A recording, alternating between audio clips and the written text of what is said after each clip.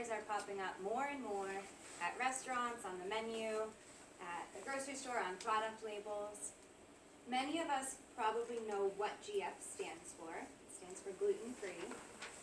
But how many of us really know what that means? Mr. Toastmaster, fellow Toastmasters and guests, my goal tonight is to help educate you a little bit more on what gluten-free means and why these two letters are especially important to a specific part of the population. In order to understand what gluten-free means, we need to know what gluten means. Gluten is a protein that is found in three things: wheat, barley, and rye. Anything that contains wheat, barley, or rye contains gluten. Some foods that are commonly associated with containing gluten are baked goods, pastries, pastas, breads, made with wheat flour traditionally, or beer brewed with barley, or rye bread or rye whiskey. So now that we know what gluten means, we can understand what gluten-free means. Anything that does not contain wheat, barley, or rye is gluten-free.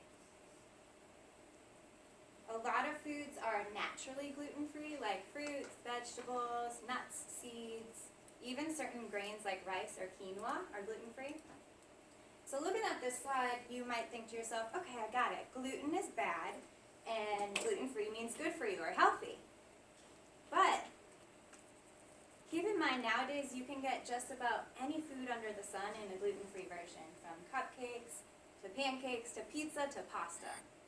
It just means it's made without wheat, barley, or rye. You might be wondering then, if you can be on a gluten-free diet and eat all those good things, why would you? So there's a lot of different reasons why people choose to eat gluten-free, but the group I'm going to speak about tonight are people that eat a gluten-free diet for a medical reason, and that's people with celiac disease, which I am one of. Celiac disease is an autoimmune disease where the ingestion of gluten causes damage to the small intestine, and it's no longer able to absorb nutrients. Your body is not.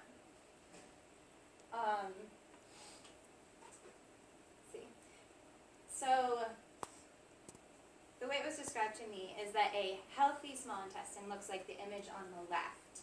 It's lined with these finger-like protrusions that are called villi. They're nice and fluffy, and their job is to absorb nutrients from the body and keep the body functioning. And then a small intestine of somebody with celiac disease who has ingested gluten looks like the image on your right. The villi become flattened out, and they're no longer able to do their job. This damage that occurs to the small intestine is the fundamental reason why people with celiac disease cannot have gluten. Even a small amount of gluten can cause that damage, which is why people with celiac are diligent about reading product labels. Gluten's hidden in a lot of surprising things like soy sauce. They add wheat flour to soy sauce as a thickener. Same thing in a lot of soups or salad dressings or marinades. Gluten is also in a lot of medications. Other thing that people with celiac disease are cautious about is cross-contamination. So how food is prepared either in your own kitchen, at a friend's house, or in a restaurant.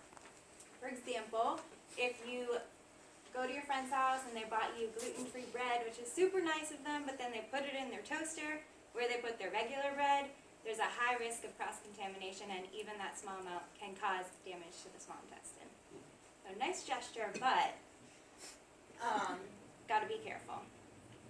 Now, aside from damage that occurs to the small intestine, there's a lot of different symptoms that someone with celiac might experience.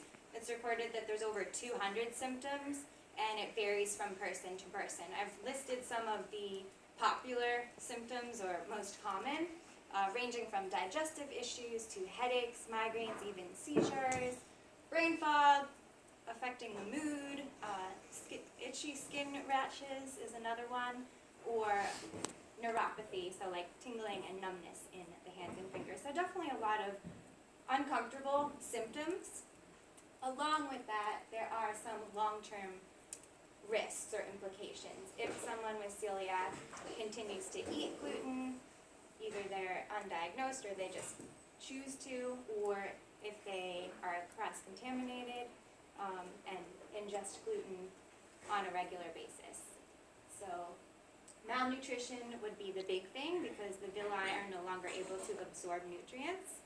Malnutrition can lead to osteoporosis, also at risk for other autoimmune diseases or even cancer, especially in the small intestine. So there's definitely some serious reasons why someone with celiac needs to avoid gluten. Right now, the only cure for celiac disease is a gluten-free diet. There's some good news though. There's a lot of research being done right now, and there's a lot of really good resources out there. I've listed some of my trusted resources. I'm happy to email this out to anyone that might be interested in learning more. Also want to point out a local resource, which is Gluten-Free Indy Support Group, right here in Indy. And then my favorite resource is the Find Me Gluten-Free app. It's very much like Yelp, where you can search for a restaurant based on location, and then users can leave reviews about how gluten-free friendly or celiac friendly a restaurant is or is not. There's also no shortage of gluten-free cookbooks out there. These are just a couple from my library. I've got a lot of them at home. And there's so many recipes that you can find online as well. Now, I do want to leave you with just one last thing. And that is gluten-free cookies. So pass them around. Feel free to help yourself. You're going to see that they are tasty. They are not good for you. They're cookies. They're just made without. Anyone remember? Wheat, barley. Wheat, rye, and barley. You got it. Thank you.